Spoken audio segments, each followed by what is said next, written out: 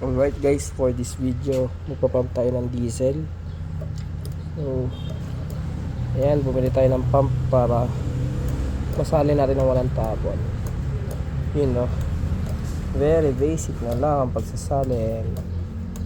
Ayan guys no, tayo ng gas station kasi hindi pa tayo pinapanan.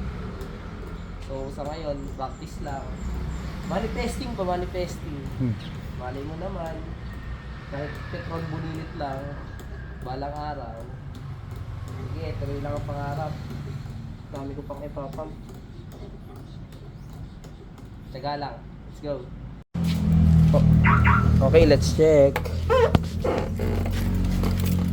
Check.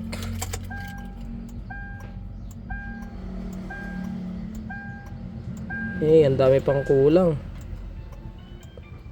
pa. Alright guys, for this video, second gallon na tayo.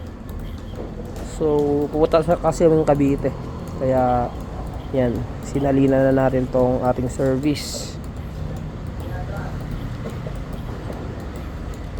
Sana ma-full tank, pero sa tingin ko na ma-full tank ko to. 2 galon naman eh. Ayun, puno na. Hey, nice. We got a full tank guys. Nice. So yun guys no, bali 44 liters yung kinarga natin. So check natin. So ayan, full tank na tayo guys. Nice. Tapos 589 divided by 44 liters. Check natin kung ilang kilometer per liter. So 589 divided by 44 liters equals to 13 kilometers per liter mga bossing. 13.38 kilometers per liter. Not bad para sa mga car na ganito. So may power, turbo engine, pero 13 kilometer per liter sulit na din, 'di ba?